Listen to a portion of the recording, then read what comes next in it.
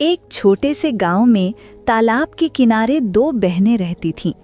बड़ी बहन सीमा का पति काफी समय से बीमार था। घर की हालत ठीक नहीं थी, इसलिए वो रोज अपनी छोटी बहन राधा के घर काम करने जाती थी। राधा की शादी एक धनी व्यापारी से हुई थी। उसके घर में किसी चीज की कमी नहीं थी, लेकिन उसका स्वभाव बहुत कंजूस और स्वार्थी था। हर सुबह सीमा जल्दी जल्दी अपने घर का सारा काम निपटाती और फिर राधा के घर की ओर निकल पड़ती ताकि कुछ मेहनत करके अपने घर का गुजारा कर सके। अरे दीदी, आज फिर तुम्हें देर हो गई। सुबह सुबह इतने बड़े घर का काम पड़ा रहता है और तुम आराम से घर पर बैठी रहती हो। थोड़ा जल्दी आना चाहिए था। खैर, अब आ ही दी हूँ तो चलो काम में लग जाओ। माफ करना बहन, मेरा छोटू रात भर पेट दर्द से रोता रहा, इसलिए देर हो गई। मैं जल्दी जल्दी सब काम कर दूंगी। ठीक है, चलो पहले आंगन और बरामदे को अच्छे से साफ कर दो। घर बिल्कुल चमकना चाहिए। उसके बाद रसोई में जाकर सारे बर्तन धो देना। और हाँ, काम बिल्कुल ठीक से होना चाहिए। सीमा तुरंत काम में लग जाती है। सबसे पहले राधा के घर का आंगन, बरामदा और सारे कमरों में झाड़ू पोंछा करती है। वो एक एक कोना अच्छे से साफ करती है। फिर बर्तन धोने बैठ जाती है। उधर राधा आराम से बैठकर चाय पीती रहती है। अच्छा सुनो, सारे काम तो तुमने कर ही दिए हैं। अब ये चावल रखे हैं, इनमें से अच्छे दाने अलग कर दो। टूटे हुए चावल और कचरा अलग कर देना। मेरे घर में सिर्फ अच्छे चावल ही बनते हैं, समझी? और फिर जल्दी से रसोई में जाकर दोपहर का खाना भी बना देना। सीमा चुपचाप बैठकर चावल साफ करने लगती है। फिर रसोई में जाकर खाना बनाने लगती है। वो अपने मन में सोच रही होती है कि राधा ने कहा था कि वो पैसे तो नहीं देगी, लेकिन रोज के काम के बदले अनाज देगी। सीमा को उम्मीद थी कि इन चावलों में से उसे भी थोड़ा अच्छा हिस्सा मिलेगा।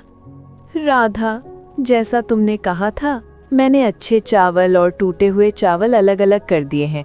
तुम देख लो। सारे काम खत्म करने के बाद सीमा अपने घर लौटने लगती है। तभी राधा उसे आवाज देकर रोक लेती है। रुको दीदी, ये लो ये टूटे हुए चावल। मेरे घर में तो कोई इन्हें नहीं खाता, इसलिए तुम ही ले जाओ। तुम्हारे घर में तो ये आराम से सब खा लेंगे। राधा टूटे फूटे दानों वाला थोड़ा सा चावल एक थैली में डालकर सीमा को थमा देती है। सीमा बिना कुछ कहे चावल ले लेती है और घर की ओर चल पड़ती है। उसकी आंखों में आंसू होते हैं, लेकिन होठों पर एक भी शिकायत नहीं आती, क्योंकि वो जानती थी कि उसकी मजबूरी और गरीबी में यही चावल भी उसके लिए बहुत कीमती है। सीमा घर जाकर वही चावल बनाती है और अपने पति व बच्चे को खिला देती है। अगली सुबह फिर वही सिलसिला शुरू हो जाता है। सुबह सुबह सीमा दरवाजे पर दस्तक देती है।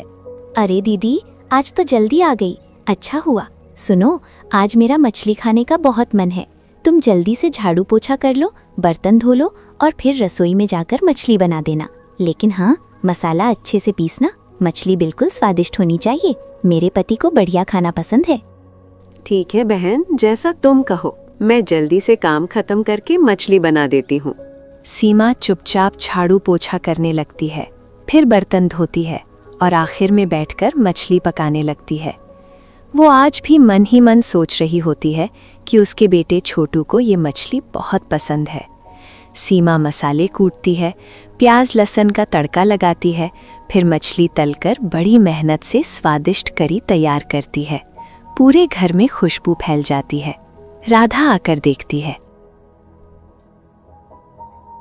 वाह, आज तो बहुत अच्छी खुशबू आ रही है। लगता है खाना बढ़िया बना है। आज तो उन्हें बहुत मजा आएगा। तुमने आज काफी मेहनत की है। राधा और उसका पति आराम से बैठकर मछली खाने लगते हैं। सीमा की आंखों में हल्की सी उम्मीद झलक रही थी कि शायद आज राधा उसे भी थोड़ी सी मछली दे दे ताकि वो अपने बेटे के लिए ले जा सके। शाम को सीमा अपना काम पूरा करके घर जाने लगती है। तभी राधा उसे रोकती है। रुको दीदी, आज तुम्हारे लिए भी कुछ है। ये लो, कल रात का बचा हुआ चावल और सब्जी रखी थी। इसे घर ले जाकर गर्म करके खा लेना। सीमा बिना कोई शिकायत किए बासी चावल और खराब हो चुकी सब्जी की थैली उठा लेती है और अपने घर की ओर चल पड़ती है। दिन पर दिन ऐसे ही बीतते गए। सीमा हर सुबह राधा के घर काम करने जाती और लौटते समय राधा उसे कुछ न कुछ बासी या खराब खाना देकर भेज देती। एक दिन राधा ने कहा, सुनो दीदी, कल तुम सुबह सुबह जल्दी आ जाना। मेरे पति को व्यापार में बहुत बड़ा फायदा हुआ है, इसलिए घर में पूजा का बड़ा आयोजन रखा है। बहुत सारे मेहमान आएंगे और ढेर सारी मिठाइयाँ व पकवान बनेंगे। समझी ना, मुझे तुम्हारी पूरी मदद चाहिए। ठीक है बहन, जैसा तुम कहो। मैं कल सुबह जल्दी आ जाऊंगी और पूरा काम मेहनत से करूंगी। अगली सुबह सीमा जल्दी उठकर अपने घर का सारा काम निपटाकर निकल रही थी कि तभी उसका बेटा बाहर आ गया। माँ, आज तुम इतनी सुबह सुबह कहाँ जा रही हो? मौसी के घर तो तुम रोज बाद में जाती हो, फिर आज इतनी जल्दी क्यों? सीमा ने प्यार से कहा। बेटा, आज तेरे मौसी के घर बड़ा आयोजन है। तेरे मौसा को व्यापार में बहुत लाभ हुआ है, इसलिए वहाँ पूजा रखी गई है। बहुत सारे मेहमान आएंगे और ढेर सारी मिठाइयाँ और पकवान बनेंगे, इसलिए मुझे आज जल्दी जाना पड़ रहा है। माँ, इतने सारे लोग आ रहे हैं तो मौसी ने मुझे भी बुलाया होगा ना? तुम मुझे साथ क्यों नहीं ले जा रही हो? अरे बेटा, तेरे पिताजी की तबीयत ठीक नहीं है। अगर तू मेरे साथ चला जाएगा तो वो घर पर अकेले रह जाएंगे। ठीक है माँ, आज मौसी के घर मिठाइयाँ बनेंगी, वो हमारे लिए भी देंगी ना? तुम लेकर आना माँ, मैं इंतजार करूँगा, तुम जल्दी आना। हाँ बेटा, तू अच्छे से रहना, मैं काम करके जल्दी लौट आऊंगी। और सुन, अपने पिताजी का ध्यान रखना। उनकी दवाइयाँ खिड़की के पास रखी हैं, समय पर दे देना।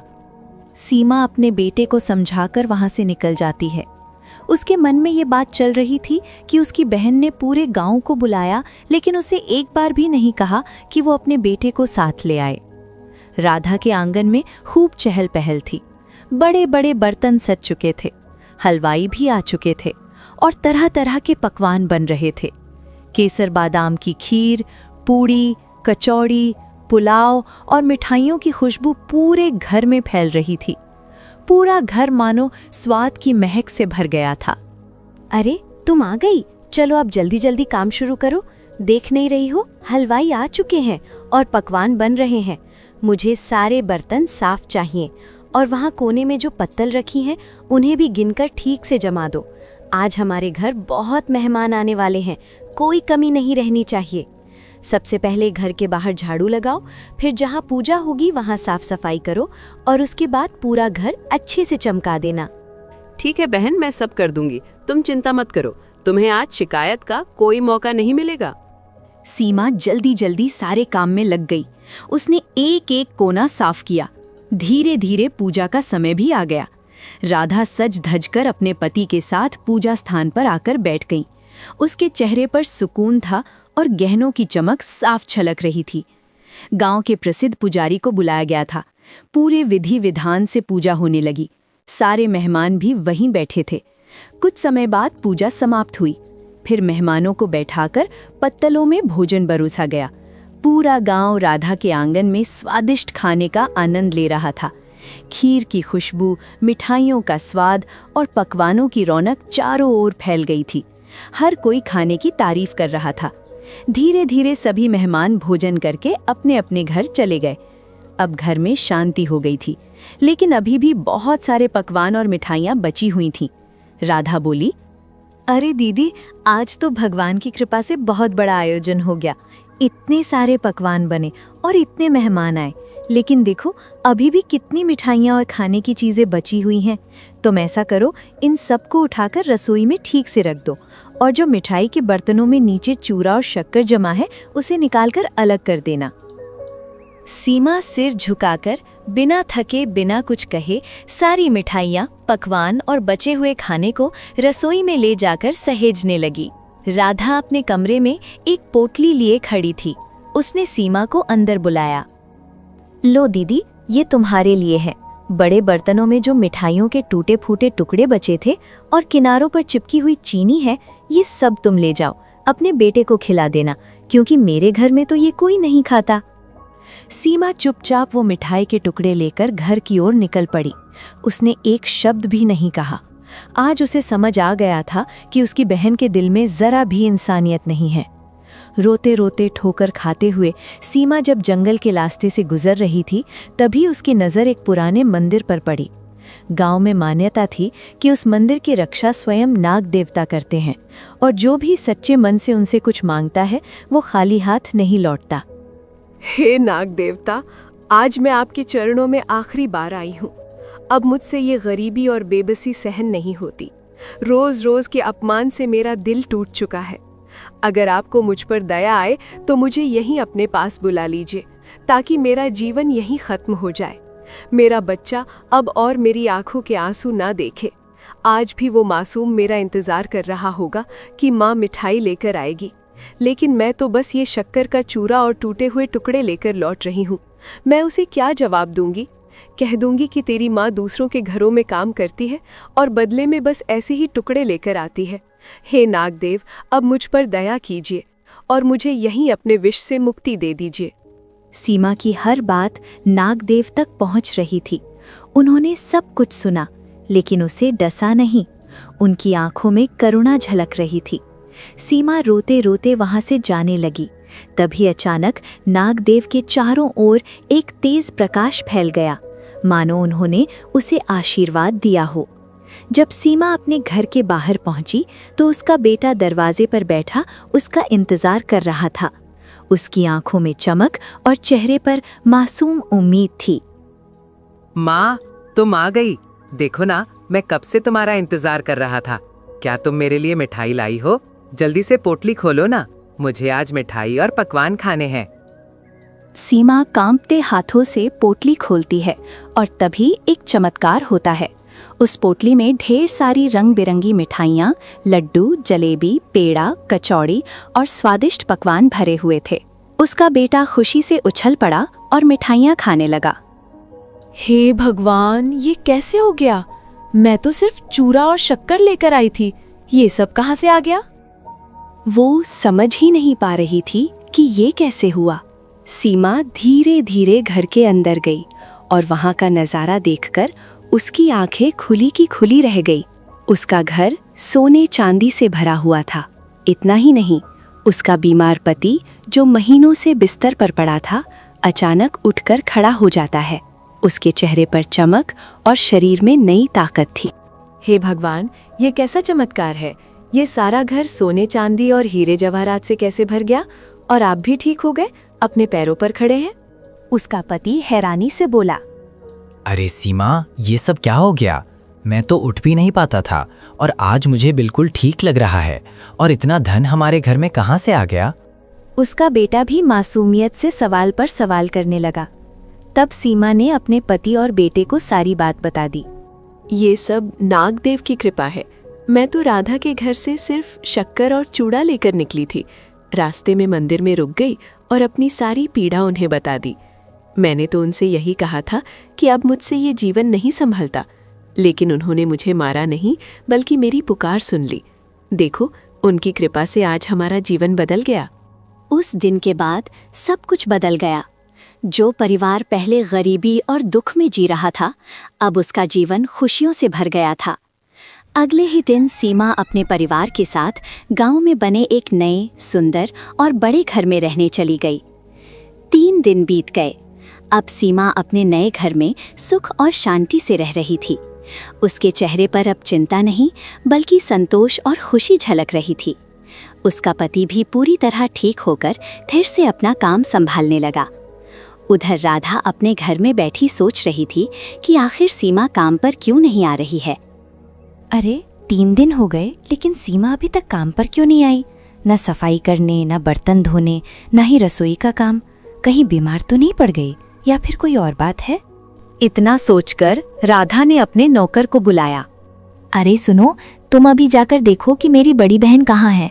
वो काम पर नहीं आ रही, जाकर पता लगाओ क्या बात है। नौकर तुरंत सीमा के घर की ओर चल पड़ा। वहां पहुंचकर जैसे ही उसने घर के अंदर कदम रखा, उसकी आंखें हैरानी से फैल गईं। उसने देखा कि अब उनका घर नया और बहुत बड़ा हो चुका था। उसका पति भी पूरी तरह ठीक होकर खेत की ओर जा रहा था। नौकर ने चुपके से अंदर झांका तो देखा कि सीमा अपने बेटे के साथ बड़े आराम से बैठी थी।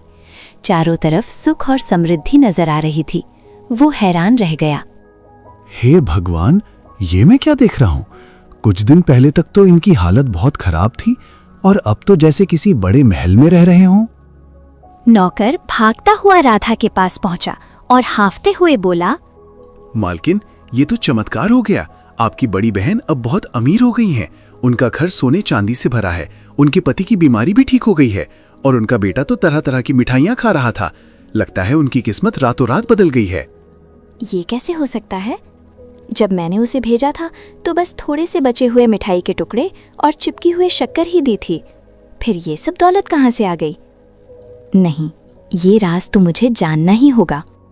शाम को जब राधा का पति घर लौटा तो उसने तुरंत उससे कहा, सुनते हो जी, आपको पता है मेरी बड़ी बहन सीमा अचानक बहुत अमीर हो गई है। उसका टूटा फूटा घर अब महल जैसा बन गया है। उसके पति की बीमारी भी ठीक हो गई। मुझे समझ ही नहीं आ रहा कि ये सब एकदम से कैसे हो गया। अरे वाह, ये तो बहुत अच्छी बात है। तुम्हारी बहन ने बहुत तकलीफें झेली हैं। तुम जाकर उसी से पूछ लो कि आखिर ये सब कैसे हुआ। राधा ने मन ही मन ठान लिया कि वो इस रहस्य को जरूर जानेगी। वो तुरंत तैयार होकर सीमा के घर की ओर निकल पड़ी। वहां पहुंचकर जैसे ही उसने महल जैसा घर देखा, उसकी आंखें हैरानी से फैल गई। उसके मन में जलन और आश्चर्य दोनों एक साथ उठने लगे। फिर वो अंदर गई और बोली, अरे बहन, तू काम पर नहीं आ रही थी तो मुझे तेरी चिंता हो गई थी, इसलिए मैं तुझसे मिलने चली आई। लेकिन ये सब कैसे हुआ? तू इतनी अमीर कैसे बन गई? मुझे भी बताना, आखिर क्या हुआ कि तू रातों रात इतना सब पा गई? राधा, तुम जो मुझे रोज बचे खुचे चावल और सब्जी देती थी और उस दिन जो मिठाई का चूरा और शक्कर दी थी, मैं वही सब लेकर घर लौट रही थी। रास्ते में मुझे नागदेव के मंदिर पर रुकना पड़ा।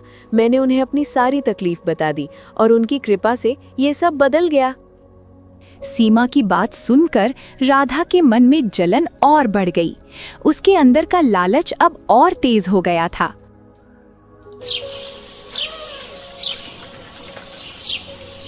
अगले ही दिन उसने ठान लिया कि उसे अपने बहन से भी ज्यादा अमीर बनना है।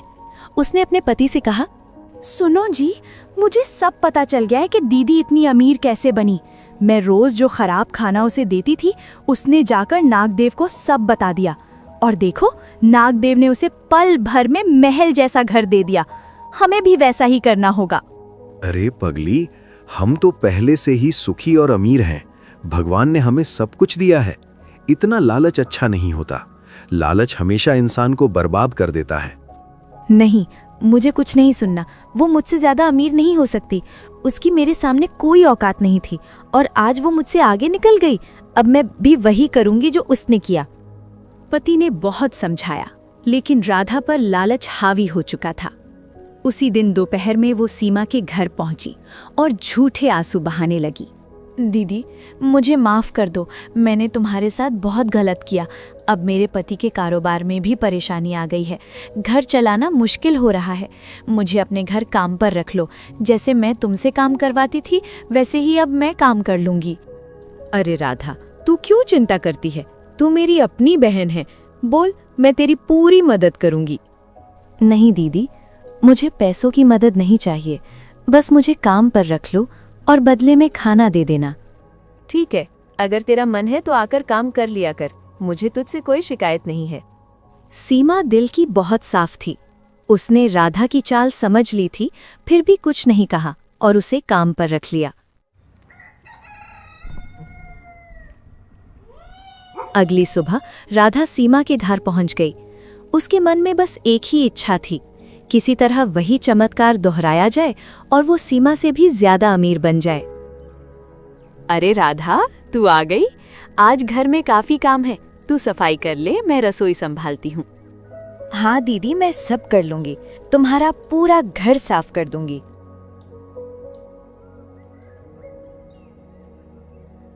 दिन भर काम करने के बाद जब शाम को घर लौटने का समय आया, तब सीमा ने राधा के लिए अच्छे अच्छे पकवान और मिठाइयाँ एक थैले में रखकर दी।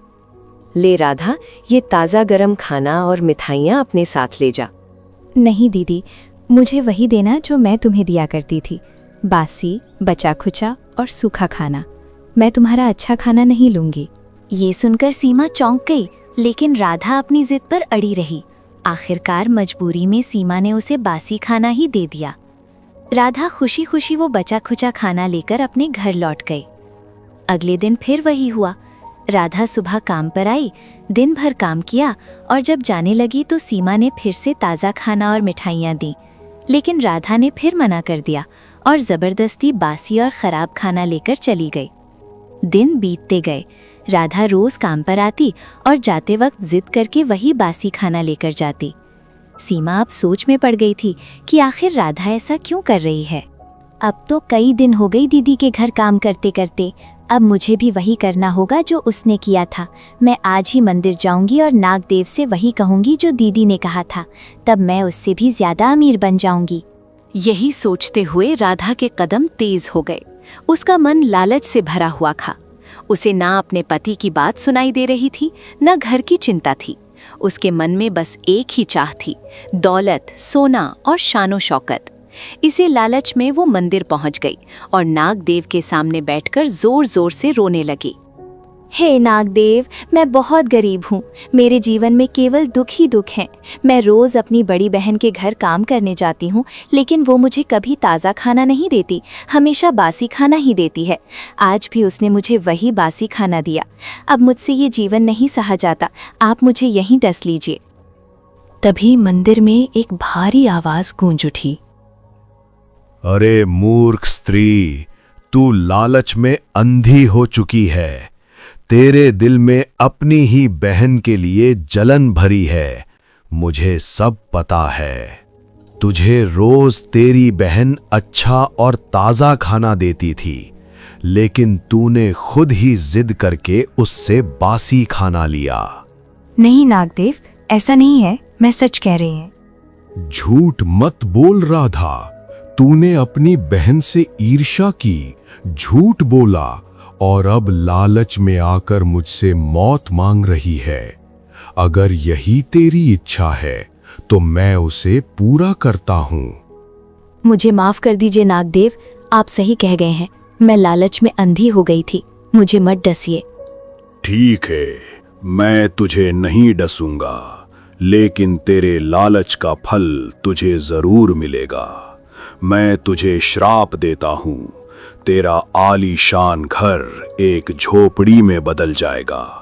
तेरे घर का सारा सोना, चांदी, हीरे जवाहरात सब ईंट पत्थर में बदल जाएंगे। तू मेरे सामने गरीब बनकर आई थी ना, अब कुदरत तुझे असली गरीबी दिखाएगी। राधा रोती हुई वहां से भागी और अपने घर की ओर दौड़ने लगी। उसके मन में डर और पछतावा दोनों उमड़ रहे थे। जैसे ही वो अपने घर के पास पहुंची, उसकी आंखों से आंसू रुकने का नाम नहीं ले रहे थे। उसने देखा उसका घर अब एक टूटी फूटी झोपड़ी में बदल चुका था। सारे हीरे जवाहरात और धन दौलत ईंट और पत्थर बन चुके थे। उसका पति हैरान होकर बोला, अरे राधा, ये सब क्या हो गया? हमारा घर इस झोपड़ी में कैसे बदल गया? मुझे कुछ समझ नहीं आ रहा। बताओ, तुमने क्या किया है? राधा रोते रोते अपने पति को सारी बातें बता देती है। उसका पति गुस्से में बोला, मैंने कहा था ना राधा, लालच मत करो। आज तुम्हारी इसी लालच ने मेरी जिंदगी भर की मेहनत मिट्टी में मिला दी। तुम्हें अंदाजा भी है कि मैंने कितनी मेहनत की थी? पता नहीं मैंने कौन सा पाप किया था जो मेरी शादी तुम जैसी लालची औरत से हुई। राधा के लालच की वजह से उसका सारा ऐशो आराम, धन दौलत और पति का प्यार सब कुछ छिन गया। इस तरह लालच और जलन में अंधी होकर राधा ने अपने ही हाथों अपनी जिंदगी बर्बाद कर ली।